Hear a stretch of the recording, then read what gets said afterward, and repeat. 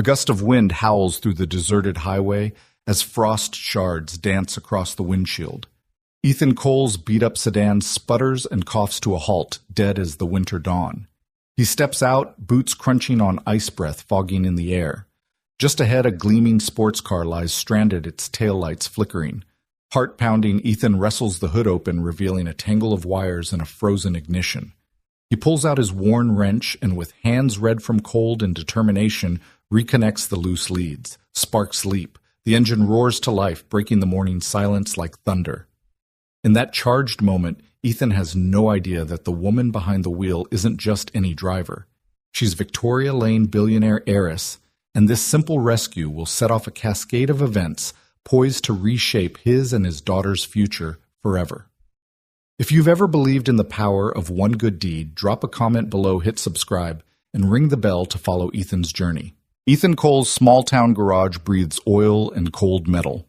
The space heater wheezes between bursts of snow through the single-pane window as morning light creeps in.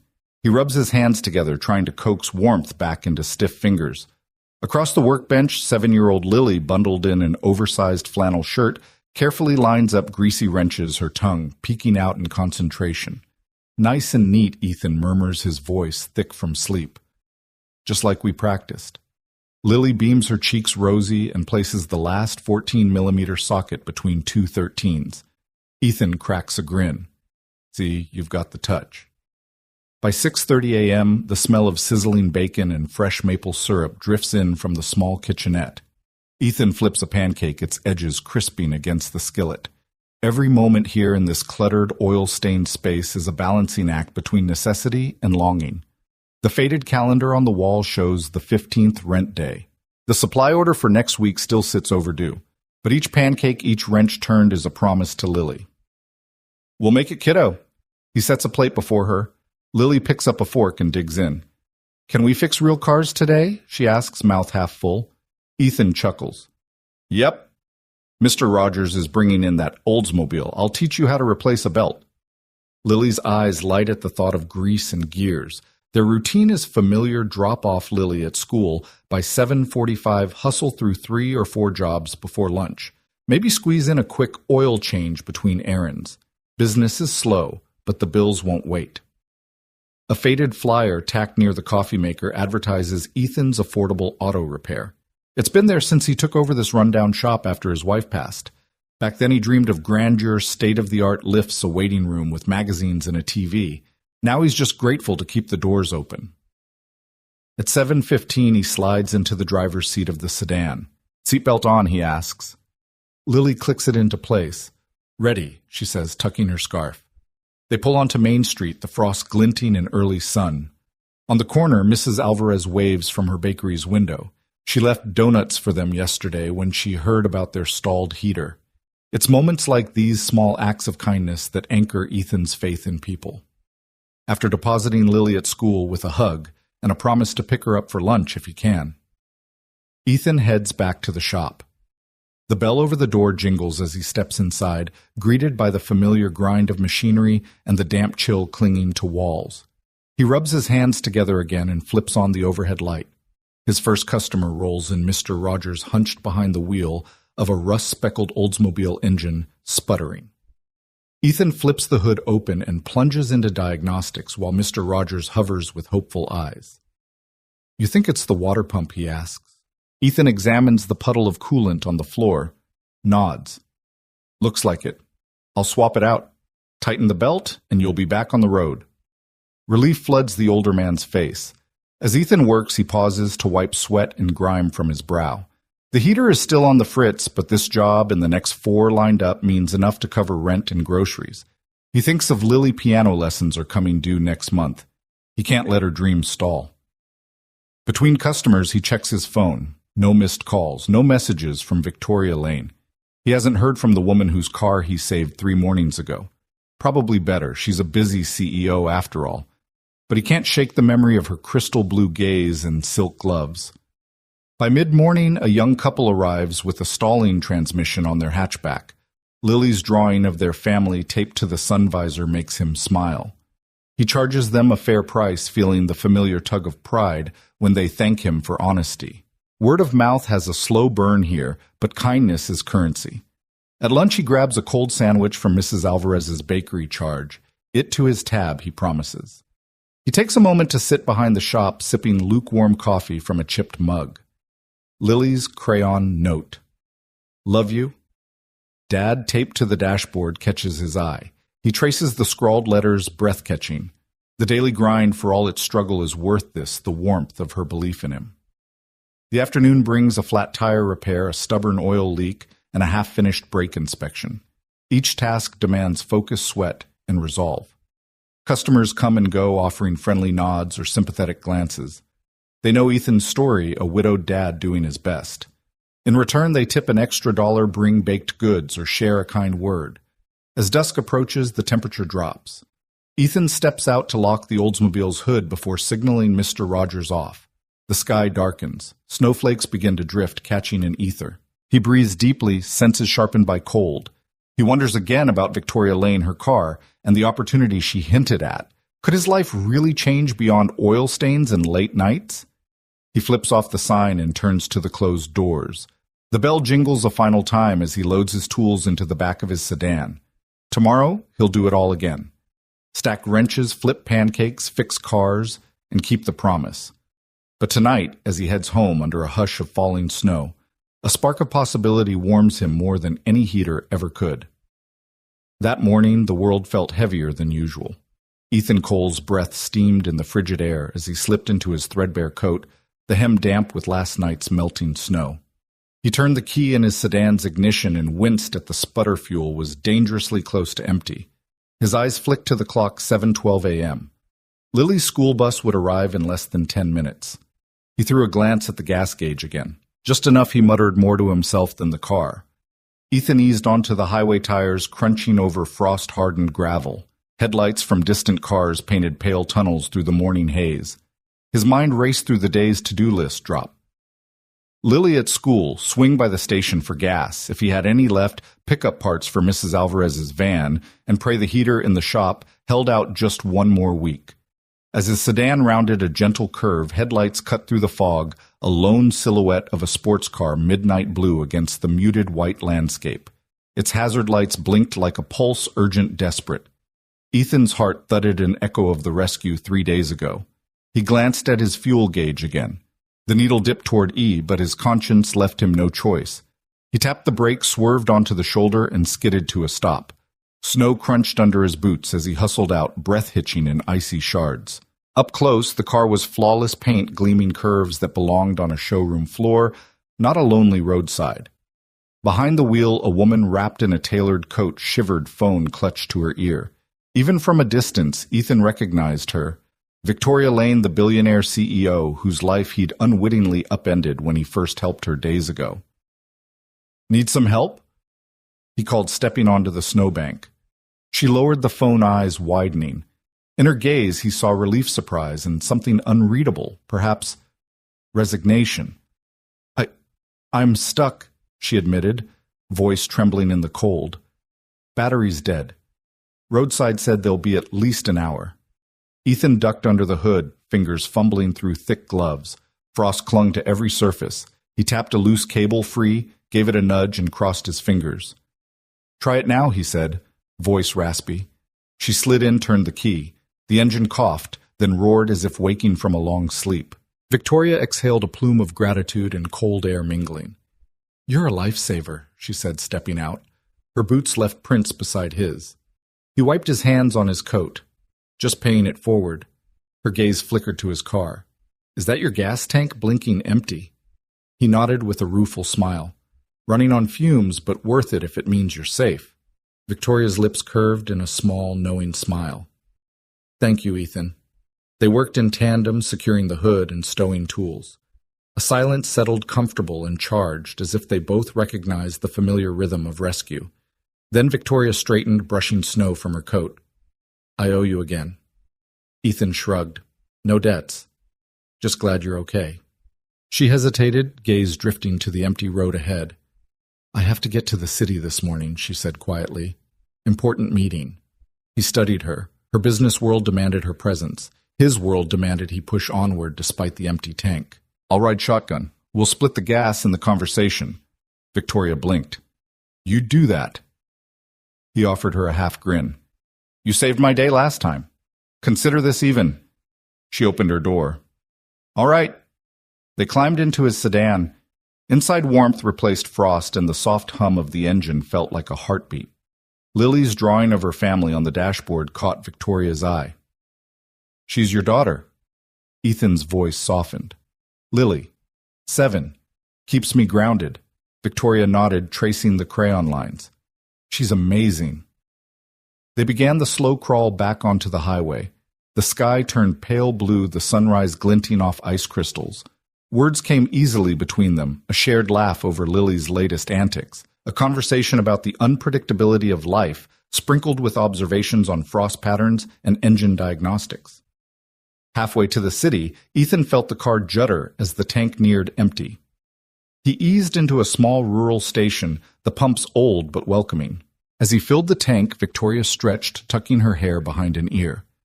I never thanked you properly, she said, leaning against the sedan. You didn't have to stop.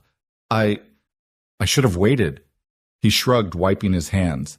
Maybe not. You did the same for me once. She met his eyes. You really helped me see something important that day. He glanced away, heart tightening. We all need a little help sometimes. Inside the station's mini-mart, he grabbed 2 coffees black for him with a splash of cream for her. They stood side by side at the counter, steam curling from the cups. Victoria took a slow sip. Your faith in people. It's rare. Ethan lifted his mug. You'd be surprised how often it pays off. She turned the cup, gazing at the logo, a faded gear and wrench. Underneath, someone had scrawled, Keep the faith. He laughed softly. Prophetic graffiti.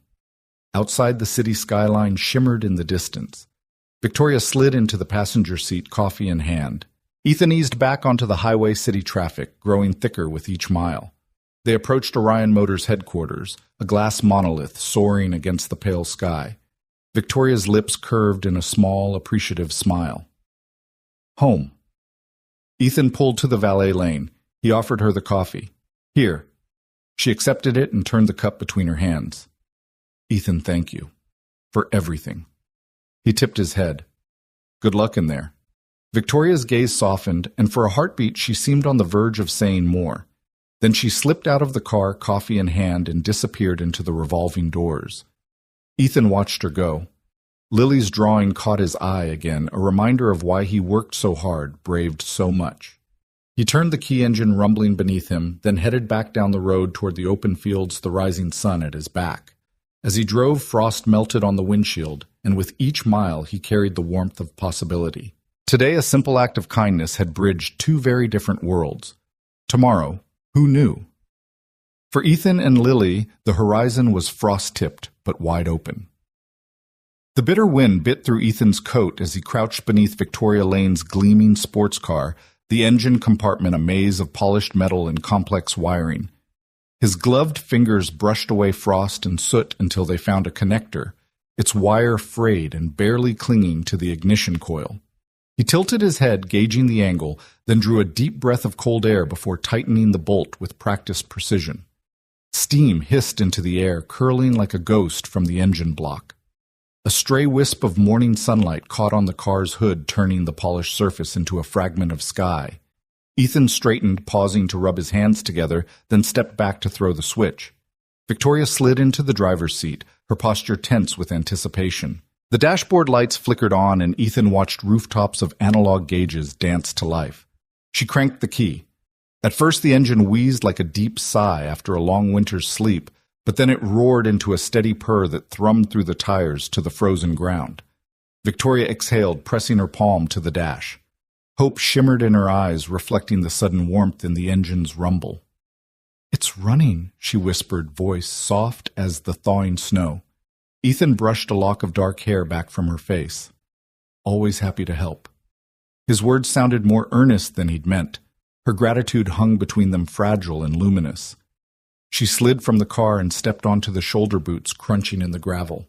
Her tailored coat brushed the snow as she approached him. I don't know how to thank you, she said, pulling her scarf tighter. The morning light caught a glint in her eyes, far more than relief. something like wonder. He shrugged, turning back to tuck his hands into his pockets. Just doing my job. She hesitated, then pulled a small piece of paper from her purse. Still, she insisted, pressing it into his palm. If you ever need anything at all, call me. Ethan looked down at her elegant handwriting, a phone number clean and confident on the white square. He felt a tug in his chest as he slipped it into his coat pocket. Thanks, he said, nodding once. She gave him a tentative smile, the kind that warmed his chest.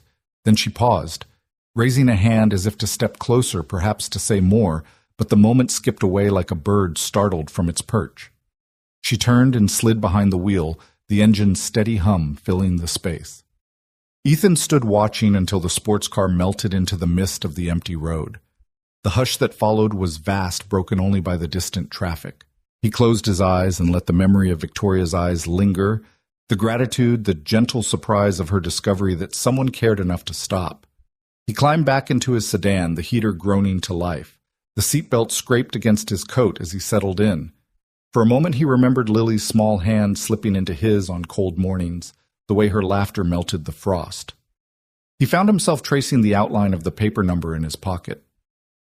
The ride home was a slow glide through the quiet town. Steam drifted from manhole covers, and the few early commuters kept their headlights low. Ethan passed the familiar street where Mrs. Alvarez's minivan was parked, another job waiting tomorrow. For once his mind wasn't on parts or payments or the steady march of time. It was on that single moment, the car coming to life, Victoria's soft whisper, and the way kindness can astonish even the most guarded heart. Pulling into his driveway, he glanced at the small sagging porch where Lily waited. She bounded down the sidewalk, hair a tangle of curls, cheeks pink from the chill. "Daddy," she called, skidding to a stop. Her breath formed little clouds as she held up a drawing. "Look what I made at school, our family." Ethan lifted her into his arms, pressing a kiss to her temple.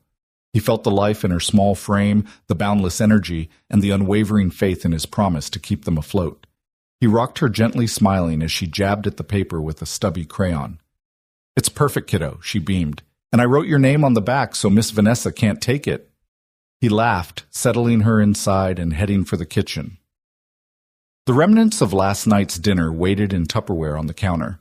As he warmed soup and bread, Lily chattered about her day, her teacher's funny socks, the new girl in class, how the recess slide was icy but the best kind of slippery.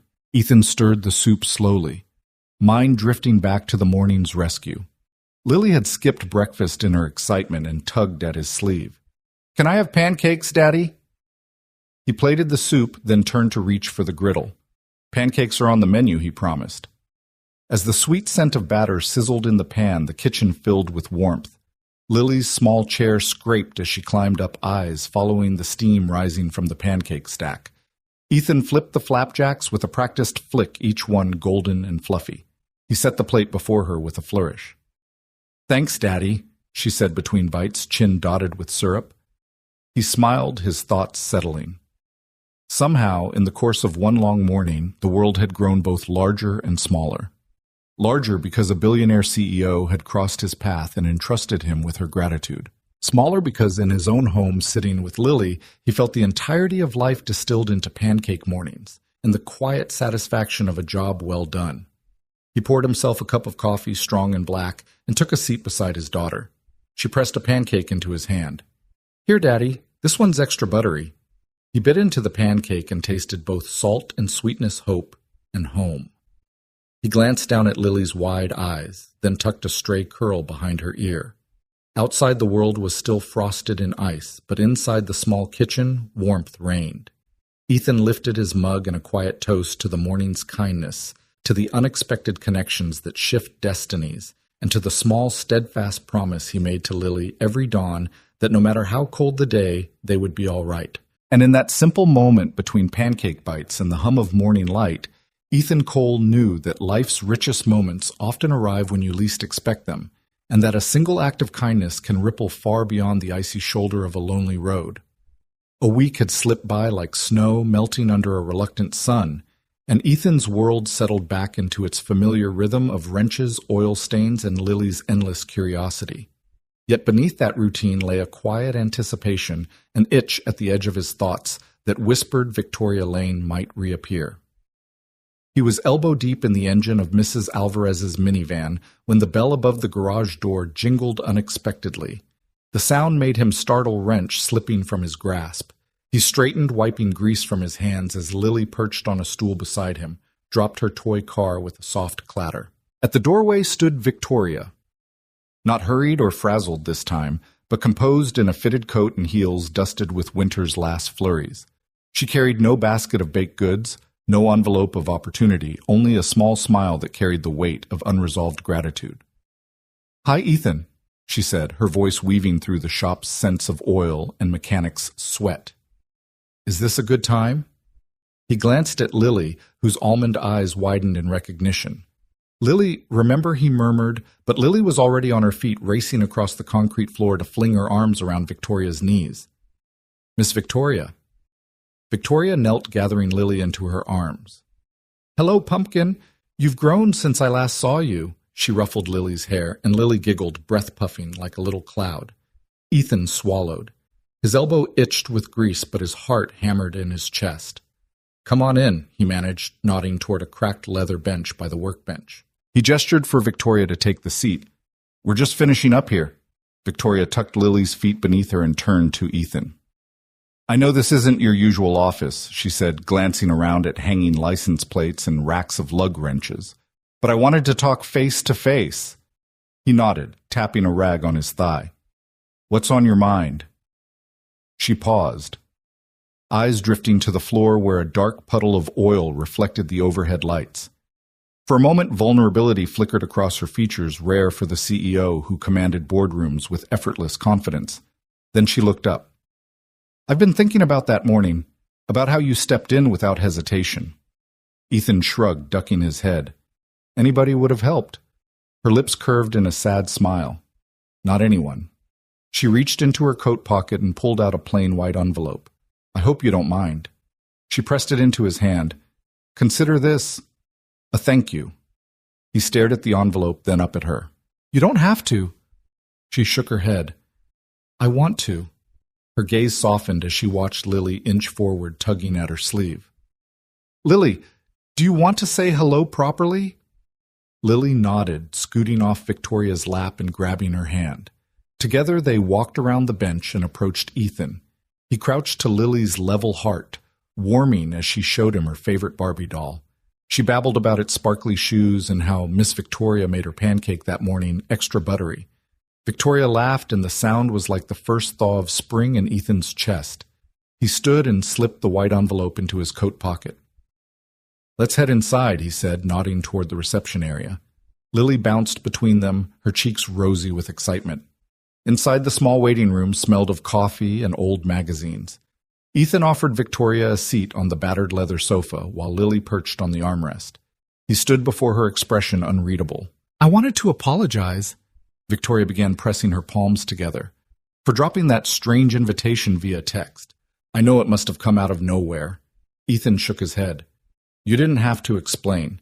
He took a deep breath, feeling the tension in his shoulders ease. "Really, it's no problem."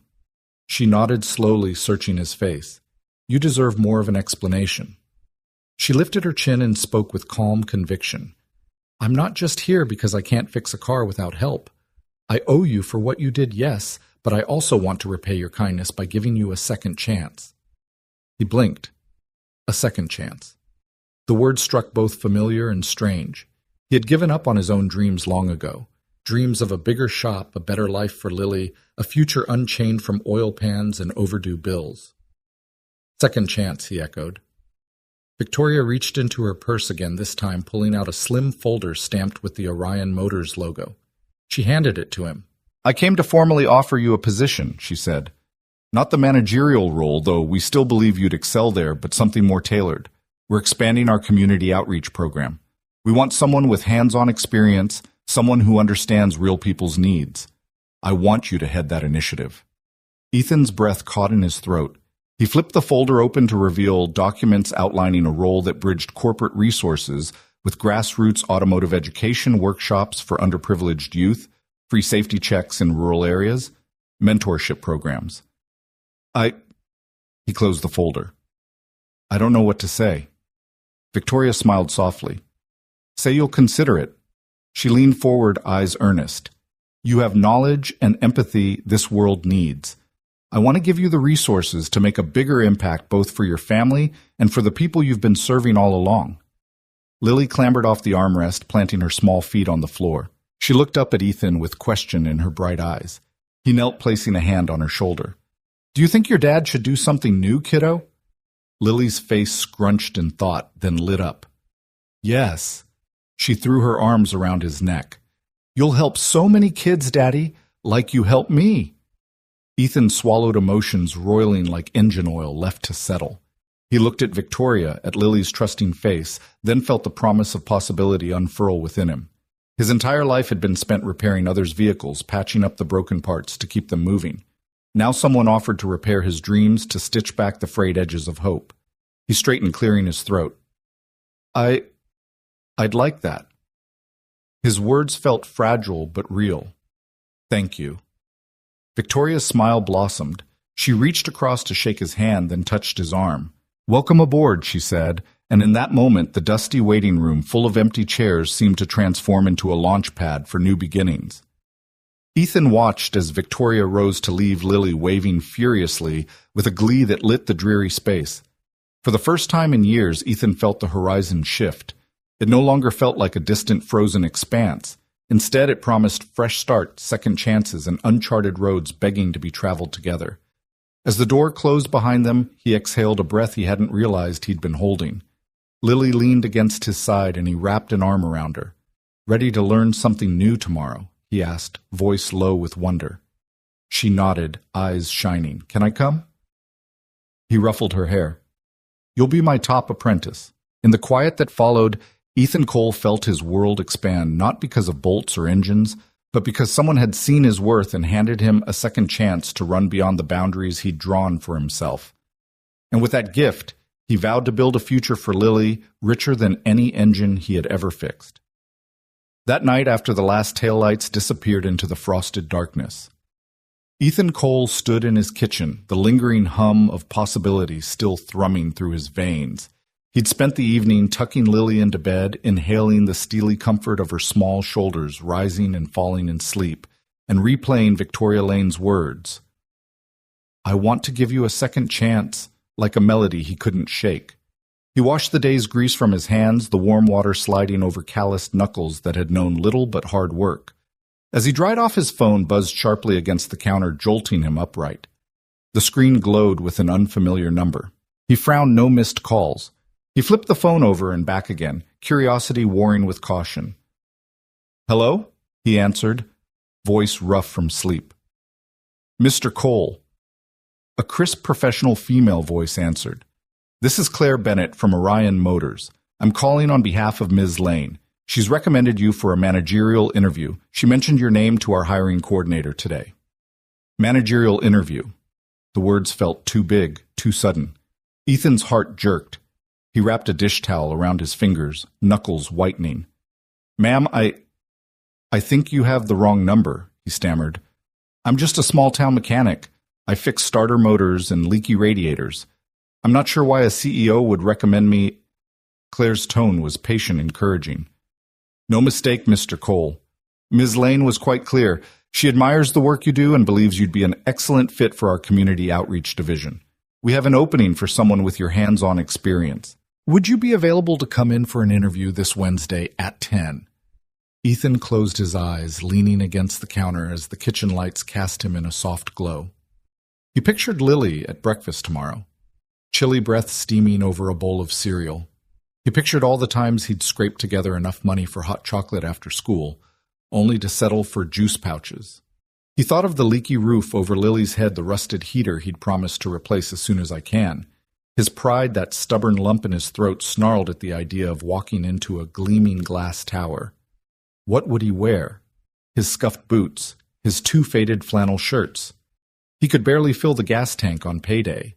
But then he saw Lily's face, hopeful beyond her years, and knew he would swallow every ounce of doubt. Wednesday at 10, he said, voice firmer. Yes. Thank you. Claire's relief came through the line in a gentle exhale. Excellent. I'll email you the details. We look forward to meeting you. He hung up, staring at the black rectangle as though it might burst into flames. The words Community Outreach Division blinked in his mind. Suddenly, the garage felt too small, the oil stains on the floor like chains he was meant to break. He loaded a mug with coffee strong enough to rattle his insides and settled at the kitchen table. The night was silent except for the ritual drip of the faucet and the low hum of the refrigerator.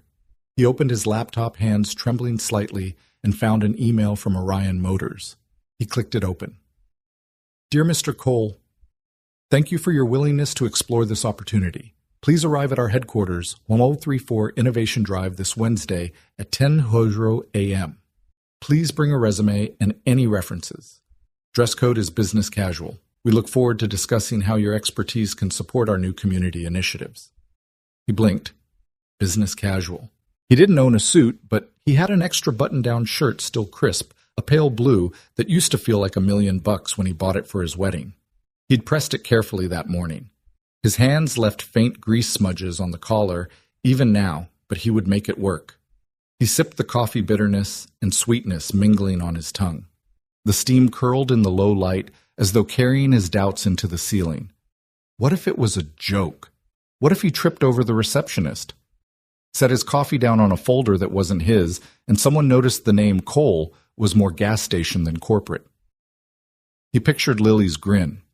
If things went well, not only better coats and warmer snacks, but perhaps a future where her father stood proud in a crisp office, no longer weighed down by bills and broken heaters. He saw her running through a bigger house, unafraid of snow through thin windows, her pajamas cozy against the winter wind. His heart swelled with hope so big it nearly pushed the table off its legs. He sat up straighter, clenching and unclenching his fists. All right, he whispered, let's do this. The next morning dawned gray and brittle frost coating every surface like sugar on a donut. Ethan's phone alarm yanked him from a restless sleep. He padded into the kitchen, lit the kettle, and recalled last night's promise. He'd told Lily he had an important meeting, and she'd looked at him with eyes so bright he almost cracked under the weight of her faith. He made coffee and buttered toast, watching Lily dart around in her small coat that swallowed her arms. She clutched her backpack ready for school. He knelt, brushing hair from her face. You know I've got to go help some people today, right? She nodded solemnly. Be brave, Daddy, and don't forget to smile. He laughed, planting a kiss on her forehead. I won't, kiddo. You have fun at school. As he drove through the sleepy streets, Ethan ran through what he'd say if someone asked. So, Mr. Cole, tell us about yourself. He'd tell them he was a mechanic who believed in second chances, first for himself, then for the kids who needed guidance just like Lily had needed him. He'd explain how he'd taught Lily to fix her toy car's wheels, how every loose bolt on a family sedan represented a chance to keep someone's world moving. When he pulled up to the Orion Motors headquarters, a tower of mirrored glass that stretched toward a pale morning sky, his breath caught. He gripped the steering wheel as though holding a lifeline. He straightened his shirt collar, smoothed hair from his forehead, and stepped out into the cold. Inside, the lobby gleamed. Polished floors reflected his scuffed boots. Business professionals in crisp attire strode by, briefcases clicking on tile. He felt the weight of every stare, but also the pull of possibility pulling him forward. A friendly receptionist directed him to conference room B. He waited heart-drumming as he stared at his reflection in the frosted glass. He straightened his shoulders, reminding himself he'd fixed cars and saved days. He'd earned this. Moments later, the door opened and Claire Bennett ushered him in. He shook hands with a panel of directors, including Victoria Lane herself, who greeted him with a genuine smile that banished any lingering imposter's doubt. Ethan cleared his throat, voice steady under her gaze. Thank you for this chance, he began. I'm ready to bring everything I've learned in my little garage, the kindness, the problem-solving, the heart to your community outreach initiatives. Because sometimes the smallest gestures can change lives, just the way Ms. Lane's did for me. He spoke of Lily and the families he'd served during free safety checks of nights spent patching engines in freezing cold. He spoke of hope of second chances and of what he could give back when given the resources. When he finished, the room was still. Then Victoria stood and extended her hand. Welcome to Orion Motors, Mr. Cole. We're thrilled to have you. Around the table, nods and handshakes followed warmth blooming like spring in that chilly boardroom. Ethan sank into the chair beside them, disbelief and joy mingling under his skin. In that moment, he saw more than 4 polished walls. He saw a path forward lit by a simple act of kindness on an icy roadside. As he drove home that afternoon, the world felt wider, brighter. He'd said yes to a future he once tucked away as impossible. With every turn of the wheel, he carried Lily's hope, Victoria's belief, and his own dream of fixing more than engines of fixing futures. And this time, he knew the best was still to come. Ethan stepped through the double-glass doors of Orion Motors with a slow, steady breath, the click of his scuffed boots on the polished marble echoing in the cavernous lobby. He paused just inside, collecting himself his suited colleagues. Brilliant engineers, sharp-eyed analysts, and polished executives turned to study him in silent surprise. Here he was, the small-town mechanic with grease still in his veins and a heart worn proudly on his sleeve, suddenly thrust into the sleek heart of a corporate giant. He smoothed his slightly rumpled shirt, willing his knees not to tremble, and let his eyes travel upward to the soaring atrium above. Sunlight streamed through glass walls and skylights, tracing geometrical patterns on the floor. In one corner, a digital ticker scrolled stock values. In another, a reception desk manned by impeccably dressed professionals hummed with quiet efficiency. Ethan felt the familiar tang of motor oil and warm coffee in his pocket, remnants of long hours at his garage, and was suddenly conscious of every stitch, every thread, even the way his boots squeaked against these gleaming floors. "Good morning," a voice called softly behind him. Ethan turned to see Victoria Lane approaching her presence, as effortless and commanding as it had been on that icy shoulder weeks before. Her tailored blazer and understated jewelry spoke of confidence. Her warm smile spoke of reassurance. "Ready for your first orientation session?" He managed a nod, clearing his throat. "As ready as I'll ever be." They walked side by side, making their way to a bank of elevators. Colleagues shot curious glances their way, some welcoming, others skeptical, but Victoria seemed to glide through the scrutiny unbothered. Ethan tried to match her stride, clutching the folded piece of paper in his pocket. Lily's crayon scrawl, "Best Fixer Ever." He pressed it like a talisman against his thigh, feeling its gentle, unshakable certainty. In the elevator mirrors reflected his anxious face back at him. A pang of imposter syndrome knotted his stomach. He'd spent years under the fluorescent lights of his own dingy shop, guiding Lily's small fingers around greasy wrenches. Here he sat among high-performing managers who wielded spreadsheets like weapons and spoke of leveraging assets and synergetic growth. He swallowed hard. The doors opened quietly on the 20th floor. As they stepped into the corridor, the soft carpet muted their footsteps. Victoria led him to a conference room outfitted with ergonomic chairs and state-of-the-art screens. Ethan took a seat, noticing how the polished wood table gleamed under the recessed lights. He couldn't help but glance at the unfamiliar jargon projected on screen slides on KPIs, return on investment forecasts, strategic roadmaps. His throat ran dry, and he tapped a restless foot, recalling Lily's voice from the night before. "Be brave, Daddy." A bespectacled trainer, clipboard in hand, welcomed them. "Welcome, Mr. Cole. We're delighted you've joined Orion's Community Engagement Division. Today you'll learn about our corporate structure key performance indicators and how we measure impact across our global markets." The trainer's words rolled out smoothly, like well-oiled machinery. Ethan nodded, trying to anchor himself as the acronyms and buzzwords piled on: EBITDA, margins, stakeholder alignment, brand equity. He leaned forward in his chair, listening intently as the trainer segued into a case study. Imagine a rural community where access to reliable transportation is limited. Our program provides educational workshops on basic vehicle maintenance, ensuring safety and affordability. "Mr. Cole," the trainer said, pausing to let the attention shift. "We're counting on your expertise to shape these workshops. How would you engage such a community?"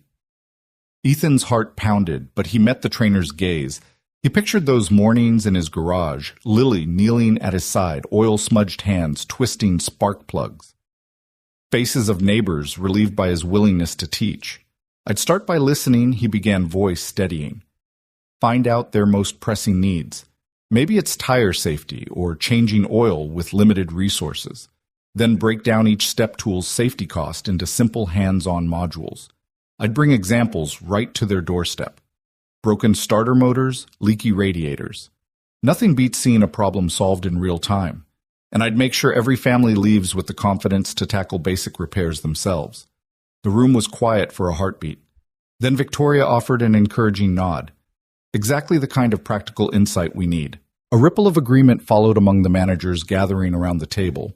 Ethan exhaled surprise, warming his chest. He had a seat at this table after all. The rest of the morning blurred into a flurry of introductions and departmental overviews.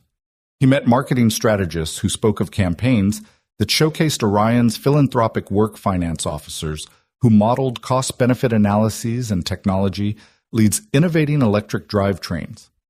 Every conversation buzzed with promise and just a touch of skepticism. By lunch, Ethan's nerves had settled into a cautious curiosity. He stepped into the employee cafe, a bright space offering gourmet sandwiches alongside artisanal lattes. Nervously, he set out his own packed lunch, a humble turkey sandwich on wheat and an apple from his crisper drawer at home. He found an empty seat and pulled out Lily's note, smoothing it across the table as a reminder of where he came from and why he was here. A young woman in a sharp pencil skirt slid into the seat across from him. Her name tag read, Marisol, Program Coordinator. She smiled warmly. Mr. Cole. Write Ethan, please. I heard about your background. I spearhead our rural outreach programs. Your insights this morning were exactly what I've been hoping for. Ethan blinked.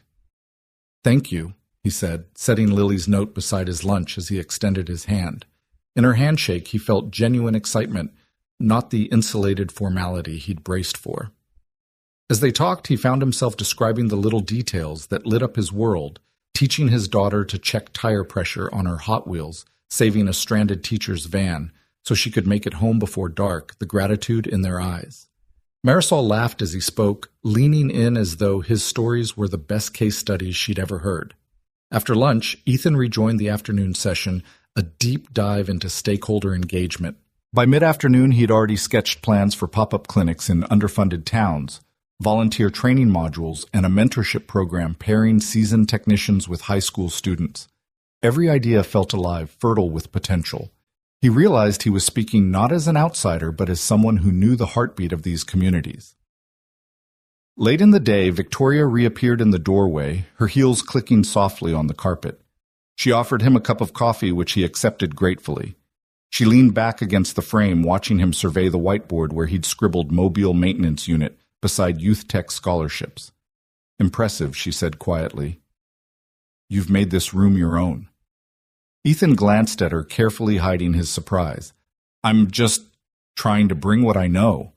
She handed him the coffee cup. Exactly. And remember that note in your pocket. She nodded toward his folded papers. He reached in, fingers brushing the crayon scrawl. Lily, he murmured. She's right, Victoria said, her voice soft but firm.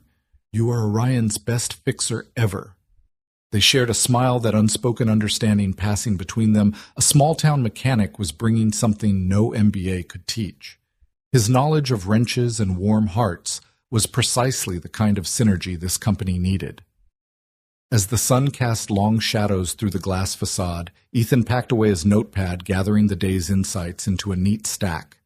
The corporate buzzwords no longer felt like a foreign language. He'd already translated them into concrete plans that would get dirty and human hands moving. On his way out, a group of colleagues stopped to thank him, some for his practical suggestions, others for a fresh perspective that bridged the gap between boardroom strategy and real-world grit. Ethan scuffed boots. Once the source of his self-doubt felt steady, purposeful. Victoria walked him back to the lobby where the sky had shifted from bright morning blue to the soft hues of evening. You did well today, she said. Tomorrow we'll start aligning your ideas with our budget forecasts and volunteer network. But tonight, take pride in what you've accomplished. Ethan nodded, the weight of the day settling into his bones as a quiet triumph. He stepped back into the cool night air, the skyscraper's lights shimmering behind him like fireworks for a handiwork well done.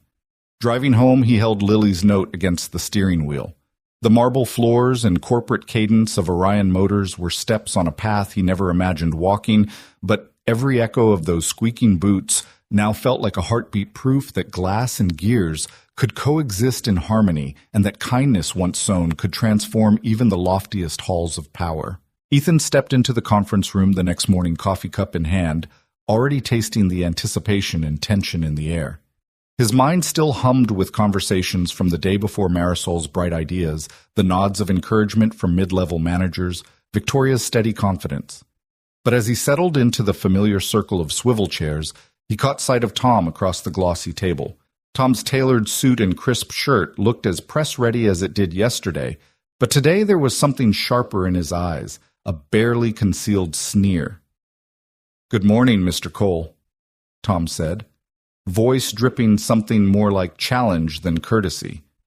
"Ready to swap wrenches for KPIs again?" Ethan took a measured breath, lowering his coffee to the table.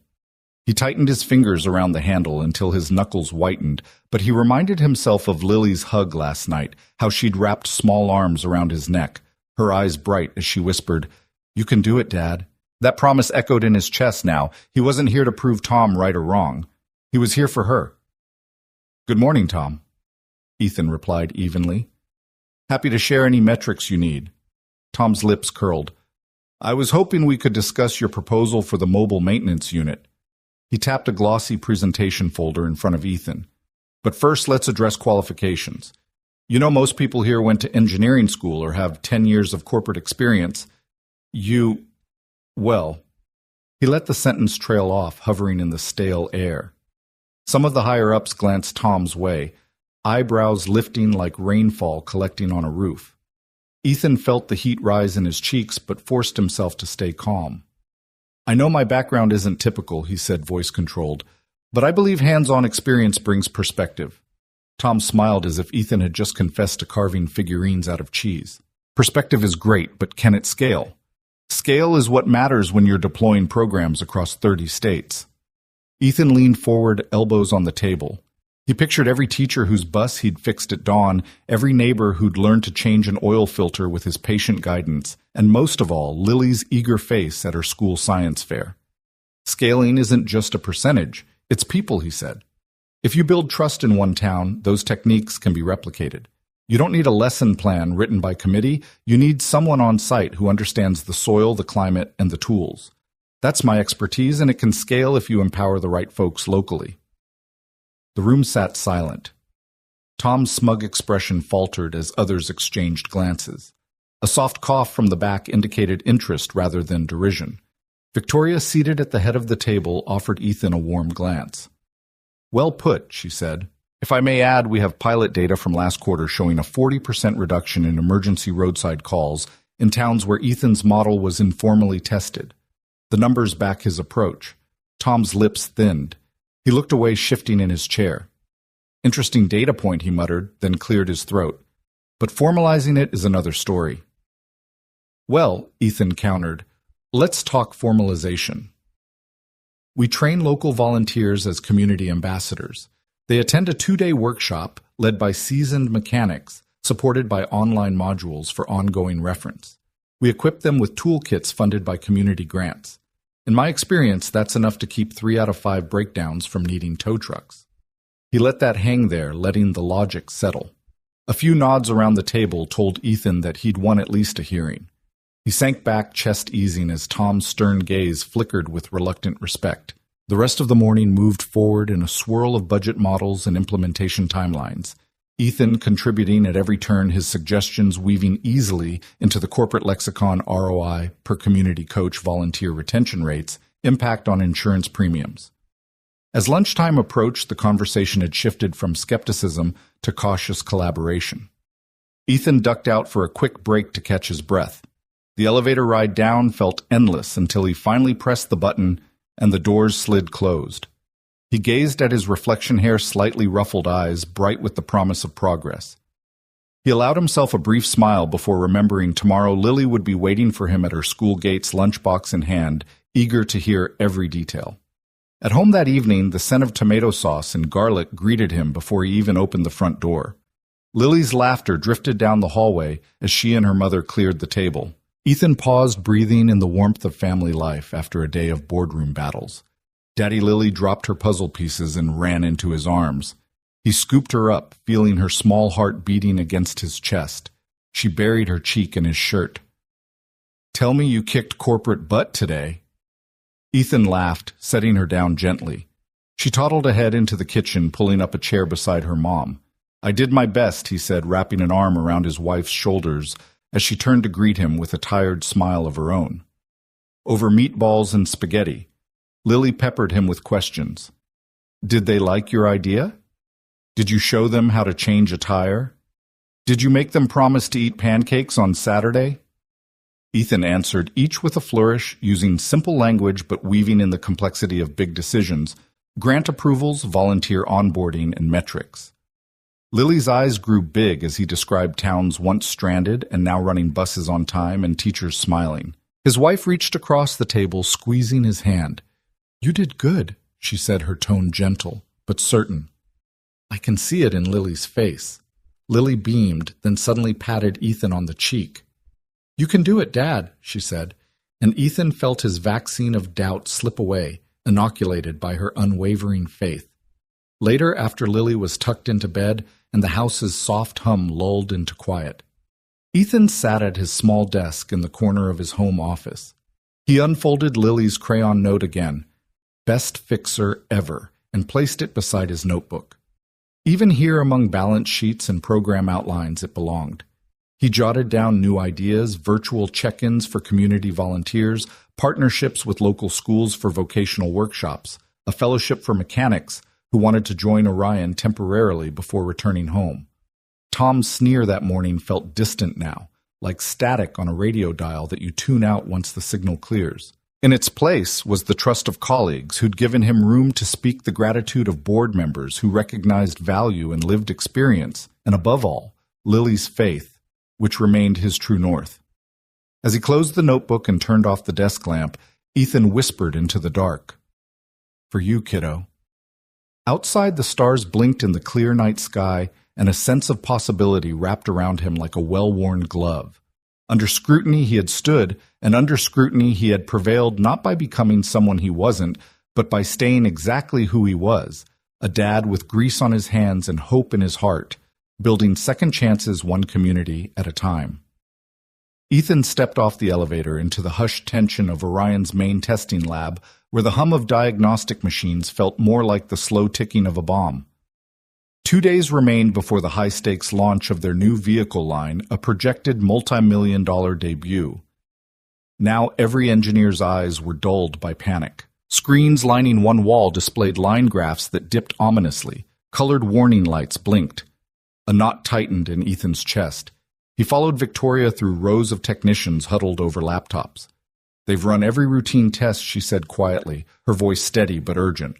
"But the rear suspension is failing the fatigue trials. The board is ready to postpone. We lose everything if we delay." Ethan swallowed and nodded. He felt suddenly dwarfed by the cavernous lab and by the slick credentials of the PhD engineers clustering around consoles. Yet Victoria's gaze on him held something trust, maybe even hope. He straightened his shoulders, recalling Lily's confident whisper in his ear, "That very morning, Dad fixes things." It was such a simple line, but right now it felt like armor.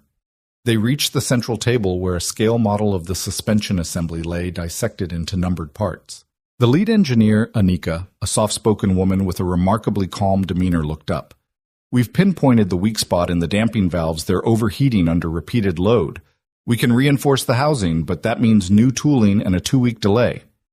Jeff from production shook his head, voice thick with defeat. "We can't afford that. Our competitors are already lining up pre-orders. We delay. We lose our edge." Ethan glanced at the model, then at the sea of anxious faces. His palms tingled. He stepped forward. What if he began carefully instead of redesigning the housing? We try a dynamic recalibration. Change the damping curve to shed heat differently. Use a higher viscosity fluid that disperses energy more gradually. He watched eyes raise in surprise and felt a flicker of wider interest around the table. "Higher viscosity fluid," Anika repeated. "Most of our tests indicated that would stiffen the ride too much." "True," Ethan said, "but hear me out. If we run a staged calibration, Start at lower damping rates and gradually ramp up as speed increases. You can keep peak temperatures under control without a full redesign. He traced a path through the schematic with his finger. You'd need to adjust the valve orifices by maybe 2%.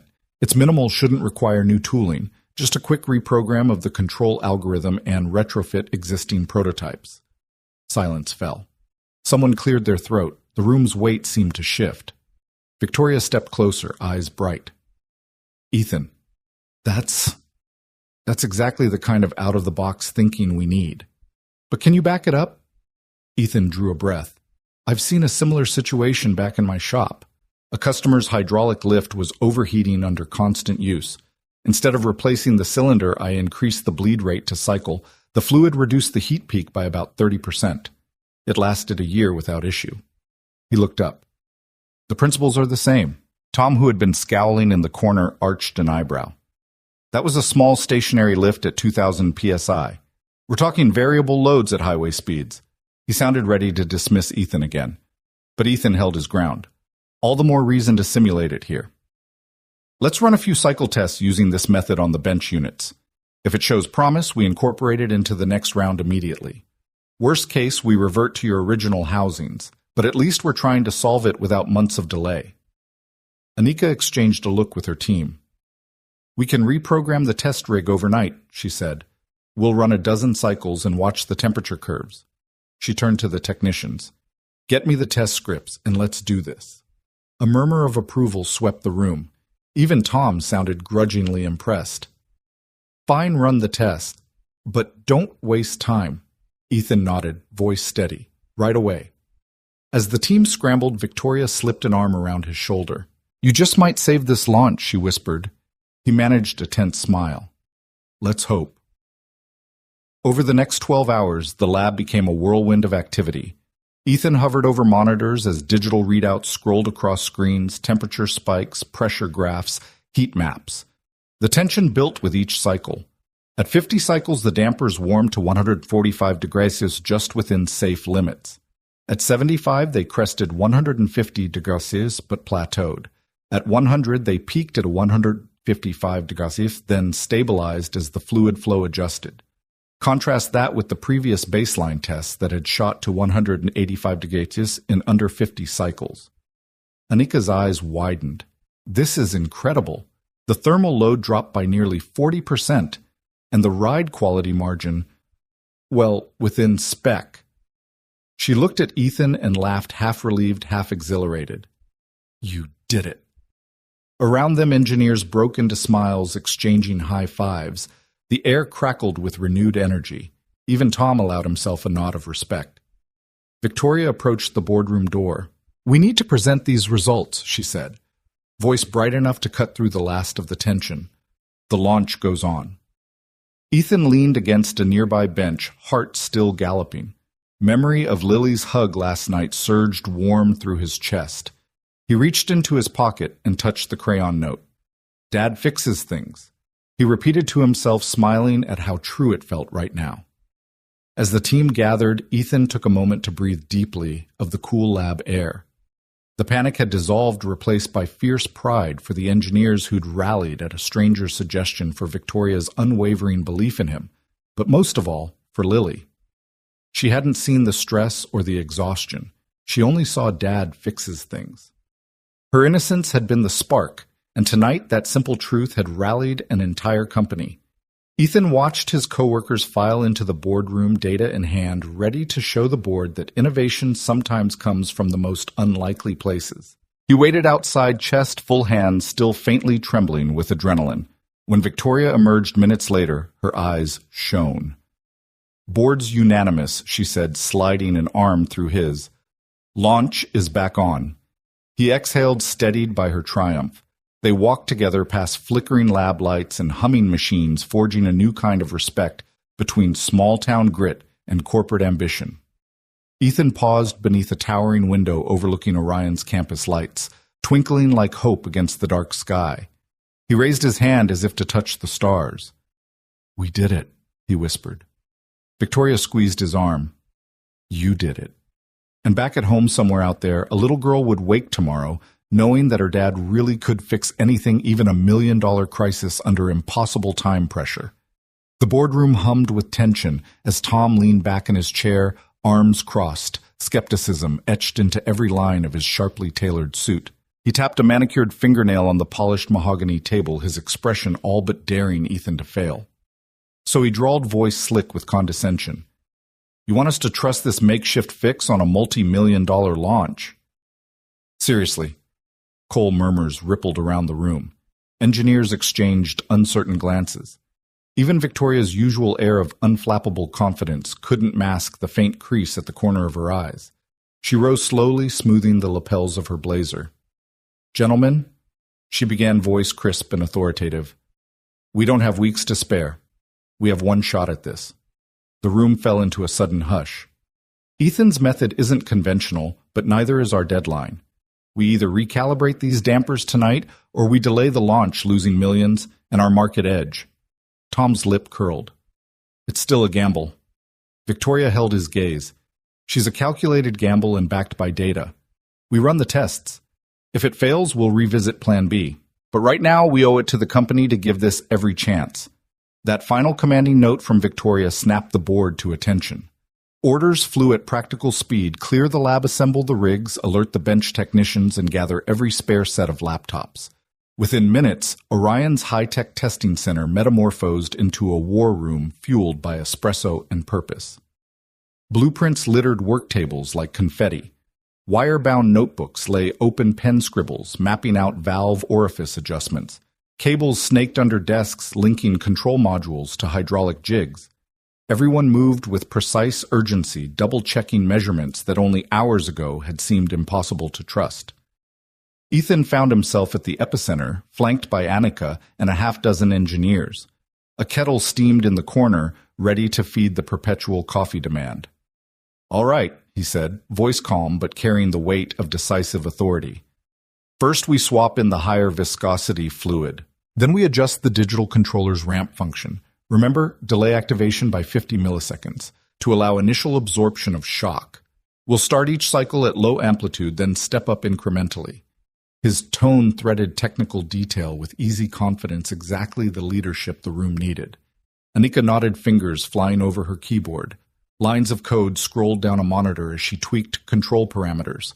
Across the room, a technician loosened the filler cap on a suspension tank, draining the old oil into a drum. Another poured in the new fluid, its thicker consistency gleaming like molten brass. "Fluid swap complete," the technician called. Ethan dipped a slender probe into the reservoir and gave a satisfied nod. "Good. Now activate test rig 1. A lone engineer hit a green button on the main console. The hydraulic actuators rumbled into life. A camera zoomed in on the damper assembly beneath the platform. Data streams burst to life across multiple screens: temperature, pressure, damping coefficient, cycle count. The first cycle clicked by tension, compression. Tension, compression, steady as a metronome. The display registered a peak temperature of 130 degrees, so well below the previous 185 degrees of baseline. Ethan's brow furrowed as the rig cycled on. He leaned forward, hand resting lightly on a desk. "Okay, ramp to stage 2, double the stroke amplitude." The engineer complied. The rig jolted, mimicking rougher terrain. Screens flickered with new numbers. Heat crept upward, 142 to go up. Still within safe range. Ethan glanced at a small digital display recording ride quality metrics. Ride comfort delta is at 0.05 Gs, excellent. No detectable harshness. Tom folded his arms and watched silent.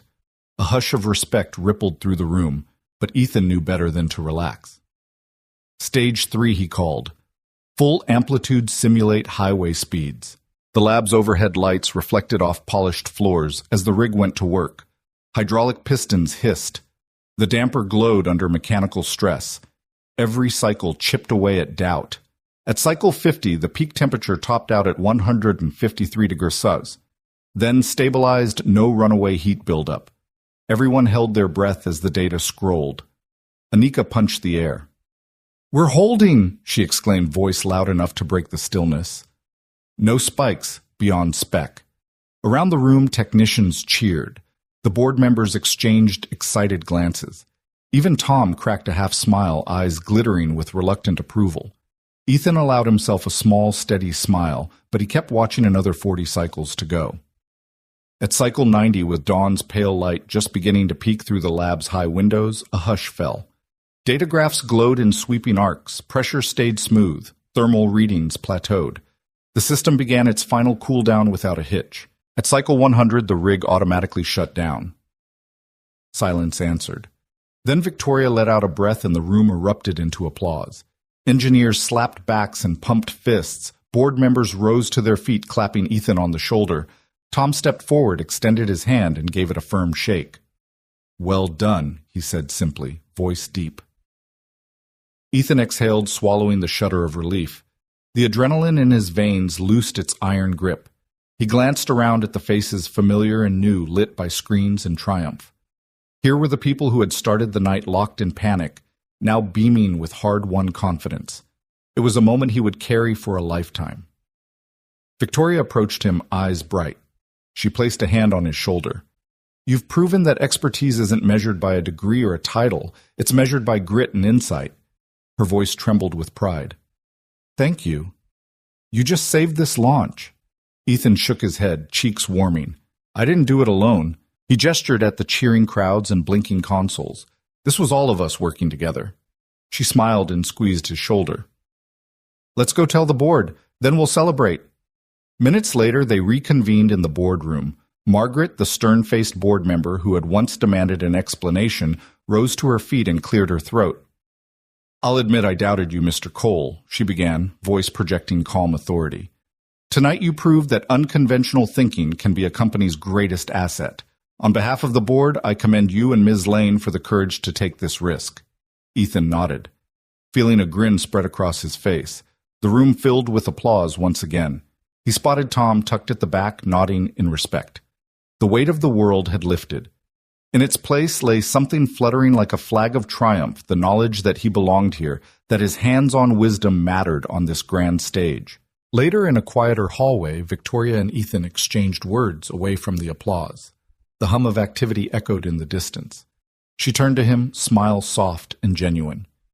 "You know," she said, "I've overseen hundreds of launches, but tonight was one of the most exhilarating. People forget how powerful a single insight can be." Ethan rubbed his neck, thinking of Lily, curled in bed hours ago, oblivious to the drama unfolding. "It's all for her," he said quietly. "I want her to see that her dad can stand tall no matter how fancy the arena." Victoria reached out, resting a hand on his arm. "You've given her and all of us something invaluable tonight." He let himself lean into that praise heart, thrumming with warmth. The risk had paid off beyond any engineered expectation. The reward wasn't only in saved millions or undelayed launches, it was in the belief reignited in every person who had dared to see more than a grease-stained mechanic. It was in forging trust between small-town grit and corporate ambition. As Ethan walked out into the morning light with Victoria by his side, every breath felt charged with possibility. The frost that had greeted Lily and him days earlier now melted in the promise of a new dawn, one where genuine expertise and courage could transcend any title, any obstacle. And somewhere back home, a little girl would wake up knowing her dad had saved the day, proving that even one man's steady hands could steer a company through the storm. The early morning light streamed through the tall windows of Orion Motors' boardroom, painting the polished mahogany table in warm gold. Ethan Cole sat at one end, his presentation slides glowing softly on the screen behind him. Across the table, the usual mixture of stern directors, engineers, and department heads watched him with rapt attention. At the front, Victoria Lane stood beside him, her poised confidence a steadying presence. Ethan took a moment to glance at the first slide, a crisp chart depicting the suspension test results, each data point falling perfectly within margins. He inhaled, feeling his heart settle into a measured rhythm. This was the moment he had worked toward 2 days of sleepless nights, constant recalibrations, and quiet determination. Now all he needed to do was let the numbers speak. He cleared his throat. "Good morning," he began, voice calm but firm. "Thank you all for coming on such short notice. Yesterday evening, we ran a full 100-cycle stress test on the damper assembly using the new calibration protocol. I'm pleased to report that not only did we stay well within design specifications, But we also saw a 12% improvement in thermal stability over the original configuration. He clicked the remote. The next slide showed side-by-side thermal graphs, the old line creeping into dangerous red zones by cycle 60, and the new tuning maintaining a steady blue-green gradient all the way through. A hum of approval rose from the engineers in the back. Ethan continued weaving each result into a narrative that underscored the practicality of hands-on expertise matched with corporate resources. He spoke of fluid viscosity adjustments, timing offsets, and the real-world parallels he had drawn from his garage days, how every make and model he'd repaired demanded its own bespoke approach. As he spoke, he noticed Marjorie Cartwright, the board's stern-faced director, lean forward, studying the data with keen interest. When Ethan hit the final slide, a simple conclusion launch on schedule, he let the silence hang for just a heartbeat. Then slowly applause rippled around the room. It started as a polite smattering and grew into a confident, broad acknowledgement of his achievement. Relief washed over him in a gentle wave, loosening the tension in his shoulders. Marjorie cleared her throat, drawing the room's attention back to the front. She rose from her seat, carrying a crisp folder in one hand. Her expression softened for the first time since Ethan's arrival. Mr. Cole, she began, voice carrying both authority and genuine warmth. This board has seen countless presentations, countless projections. Rarely do we encounter a solution so elegantly simple, yet so rigorously tested. You have not only vindicated your approach, you've demonstrated the value of practical insight in an environment often dominated by theory. Well done. Her words, concise and weighty, landed like the final piece in a complex puzzle. Tom Fairchild, the polished engineer who had so vocally doubted Ethan's unconventional methods, rose next. His usually smug smile was tempered by respect. He offered Ethan a firm handshake. "Ethan," he said, voice steady, "I'll admit I was skeptical, but I've seen the numbers. Your approach worked and saved us from a costly delay. I look forward to learning more from you." The room erupted into applause again, this time warmer, more genuine. Ethan felt his cheeks heat with pride. He caught Victoria's eye and gave her a grateful nod. She returned a bright, encouraging smile, her eyes shining with pride that mirrored his own. As the applause subsided, Victoria stepped forward. "Ladies and gentlemen," she said, voice clear today, "we celebrate not just the recovery of our launch timeline, but the spirit of collaboration that defines Orion Motors. It's a reminder that innovation can come from any corner of our company. Let's carry this momentum forward." She gestured to Ethan, who closed his presentation with a simple, "Thank you, everyone. Let's get back to making the best vehicles on the market." The formalities concluded, the boardroom buzzed with renewed energy.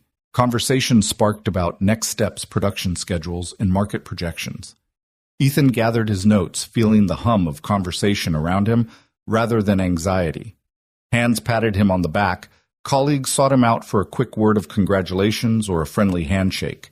He made his way toward the door, every step lighter than the last. Outside the room, in the corridor's gentle glow, Victoria caught up to him. "How are you feeling?" she asked, voice warm and half laughing. "Honestly," Ethan replied, exhaling, "I feel like I can breathe again." She slipped her arm through his. "You did it," she said. "Your leap of faith paid off." He slid his hand into his jacket pocket and pulled out a small, crumpled scrap of paper.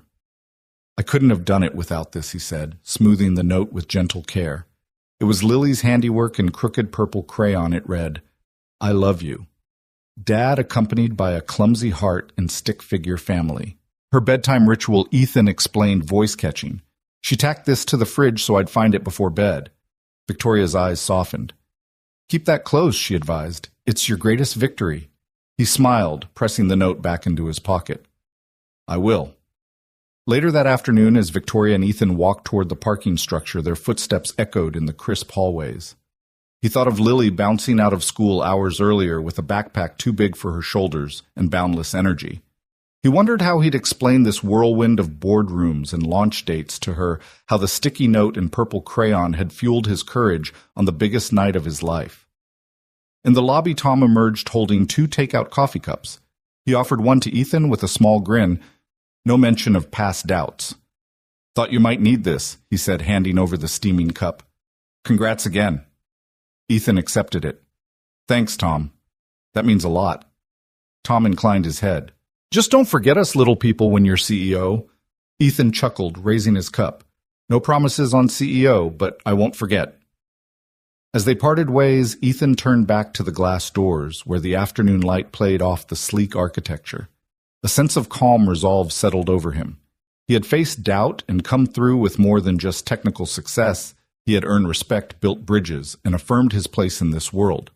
He and Victoria climbed into the sleek black SUV waiting outside the entrance. As they pulled away, Ethan spotted Marjorie and several directors gathering at the door, still discussing strategy with excited intensity. He gave a small wave, and Marjorie returned one with a thoughtful smile. Inside the vehicle, Victoria reached over and squeezed his hand. "I've never been prouder of you," she said softly. He turned to her eyes, reflecting genuine gratitude. "I couldn't have done it without you, your support, your belief." She shook her head. "You did the work. You took the risk. Now let's get you home to your biggest fan." Ethan leaned back in his seat, watching the cityscape unfold as they drove. The streets glimmered with the promise of possibility. He thought of the little drawing pinned to his wallet, the simple words that had felt so small, and yet carried him through the storm. "Tomorrow," he said quietly, "I'm taking a day off." Victoria laughed, genuine and delighted. "You deserve it." Ethan closed his eyes for a moment, feeling the day's victories settle. "First thing," he promised, "I'm going straight to the grocery store to buy the biggest box of crayons I can find." Victoria raised an eyebrow. "Crayons?" He smiled. "Lily deserves new colors for her next I Love You masterpiece." The SUV slipped through the early evening traffic, carrying Ethan Cole, small-town mechanic turned corporate hero, toward home. And as the city lights shimmered around them, he felt the quiet triumph of vindication echo in his chest, not for the accolades or the saved launch, but for the knowledge that he had stood by his hands, his heart, and his daughter's unwavering faith in him. The morning sunlight filtered softly through the half-melted snow draped over Turner's garage sign, casting long, warm streaks across the concrete driveway. Ethan stood just inside the open bay doors, arms crossed against the cool air, watching Lily and Victoria beside the gleaming hood of a 1967 Mustang. Tools were scattered on a weathered picnic table nearby, wrenches, spark plugs, and a carefully folded diagram of the car's original wiring. The unmistakable scent of fresh coffee mingled with the tang of engine oil, creating a comforting aroma that felt like home. Lily, bundled in her favorite purple hoodie, held a small socket wrench with all the seriousness of a seasoned mechanic. She peered under the hood and called out, "Okay, Victoria, hold the flashlight steady. Right there, it's loose." Victoria leaned in her elegant coat, dusted with a little grease, and shone the beam exactly where Lily indicated. The two of them laughed when the bolt finally clicked into place, a crisp, decisive sound that echoed like possibility. Ethan allowed himself a quiet smile. It wasn't so long ago that the morning routine consisted of shivering in an unheated garage, rushing to get Lily to school, and worrying over the next bill. Today, every clank of metal and shared grin was proof that their world had shifted. He'd traded those solitary worries for a community of support, a partnership that had grown from one simple car repair into something far greater. He stepped forward, hands resting on his hips, and Victoria glanced up. "Morning," she called in a warm tone. "We're almost there, just tightening the last bolt." "Need a hand," Ethan offered, though face and hands were already testament to a lifetime of fixing things. Lily looked up, her eyes bright with pride. "Dad, you can catch the flashlight next time." She handed it to him with the confident authority of a mini foreman, and he chuckled, taking it as though she'd just promoted him. As he knelt down, he felt the ground give slightly under him, wet patches where the snow had surrendered to promise of spring. The Mustang's engine block gleamed in contrast to the drab winter landscape, its polished curves and vibrant blue paint sparkling like a gem. Even Lily's wide-eyed admiration reflected back at him in those metal surfaces. Victoria bent close to examine the bolt. "That should do it," she declared, and Ethan handed the flashlight back to her. Together they closed the hood, and Lily hopped onto the bumper to inspect their handiwork from above. Ethan stood brushing a hand through his hair and sipping the steaming coffee that Victoria had thoughtfully set on the edge of the table. The scent of roasted beans was sharp and invigorating, just the thing to banish any lingering morning chill. Victoria leaned against the table next to him, her breath forming small puffs in the air. "You know," she said softly, "I never imagined fixing cars could look this peaceful." She smiled at Lily, who waved the wrench triumphantly. Ethan laughed, setting down his coffee. The old days, it was just another job. But now, this, he gestured around at the trio, this is what matters. He beeped the horn lightly as Lily climbed down and the Mustang rumbled to life, its engine voice lower, richer, confident. Lily jumped back, delighted, and Ethan turned the car off with a practiced twist of the key. They all exchanged a look of shared accomplishment. In that moment, the prismatic sunbeams, the aroma of coffee and oil, the simple joy of a repaired engine, Ethan felt the full weight of everything they had overcome. The snowy hardship of yesterday had melted away, leaving only the warmth of connection and possibility. Victoria reached out and placed her hand on Ethan's arm. "I'm proud of you," she said, her voice carrying the depth of her belief. "You turned a random morning stop into something that's changed all our lives." He nodded, emotion catching in his throat. "Couldn't have done it without you," he managed, glancing at Lily's drawing taped to the garage wall, a stick-figure family holding hands under a big yellow sun. "And without Lily's constant reminders that I'm the best fixer ever." Lily beamed at the mention, her small chest puffing up with pride. She reached into her backpack and pulled out a fresh sheet of paper and a handful of crayons. "I thought we could draw our next project," she announced, pulling up a chair and starting a rainbow arc across the page. Victoria knelt beside her, leaning in to help choose colors. "What about that avocado green vintage truck you always talk about fixing?" she asked. Lily's eyes lit up. "Yes, and we'll add a garage." "That's you, Dad, right here," she said, sketching a tiny figure with grease-stained overalls next to a big smile. Ethan took the pencil and joined in, adding a little red heart above their drawn family.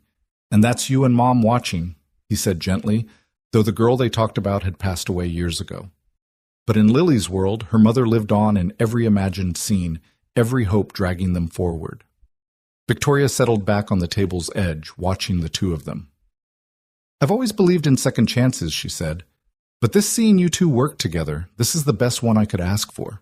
He sipped his coffee again, warmth spreading from the cup through his chest. Above them the sky had turned clear, the pale blue promising days ahead. The snow around the driveway had receded further, leaving only patches that glistened under the garage lights in early sun. Ethan drew a tiny Old Glory flag flapping atop their little garage on the paper. "You remember when I thought big dreams were out of my reach, that I was just a grease monkey in a cold shop? Now I realize big dreams start small." He handed the drawing back to Lily. "Thanks for helping me see that." Lily fluttered her eyelashes like a seasoned artist receiving praise. "Any time, Dad. You do the fixing, I do the drawing." She held up the crayon next to her sketch, proud as could be. Victoria laughed, a bright, clear sound that mingled perfectly with the rumble of the city awakening outside. "One day," she said, standing and stretching, "we'll hang these drawings up where everyone can see." Ethan rose as well, wiping his hands on a rag he had tucked into the back pocket of his jeans. The garage, once dark and silently lonely in the depth of winter, now felt like a sanctuary of laughter and color. The walls seemed to glow with newfound life.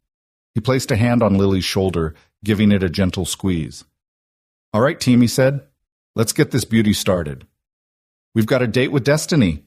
Lily hopped down and grabbed her bright green safety goggles, ready for action, while Victoria retrieved another steaming cup of coffee from the workbench. Ethan traded his initial half-drunk cup for a fresh one, then climbed sotto voce onto the engine bay to retighten a few final fittings, just to be sure. As they settled back into their respective tasks, the soft click of tools against metal, the clink of coffee mugs, and the scratch of crayons against paper wove together into a morning symphony. The world outside was awakening distant car engines, starting birds chirping and thawing trees. Neighbors stepping onto porches to greet the day. But here in the heart of a once struggling garage turned home, their own kind of dawn was unfolding, a personal spring after winter's trial. Ethan remembered the first time he'd met Victoria on that frosted roadside, her coat sleek against the bleak backdrop. His simple act of kindness posing no promise. Yet that single moment had blossomed into trust. shared dreams, and a life filled with possibility. He glanced at Victoria's profile. Her eyes lit with satisfaction as she watched Lily draw and felt a surge of gratitude. Then he looked at Lily. Hair falling in untamed curls, bright eyes alight with creative fire, and recognized that every wrench turned, every smile shared was proof that second chances weren't just fairy tales. They were real living things forged in moments of kindness and nurtured by resilience. Ethan set his coffee carefully on the fender, wiped his hands, and hopped down. He joined Victoria and Lily by the picnic table, wrapping an arm around both of their shoulders. "Here's to new dawns," he said, his voice steady and full. "To fresh starts, and to believing that one small act, one bolt tightened, or one car fixed can change everything." They raised their mugs in a silent toast, the warm liquid inviting energy and hope. Outside, the last patches of snow continued to melt, revealing fresh green grass beneath. The Mustang's engine began a soft hum when Lily gave it another playful honk, as if echoing their triumphant spirit.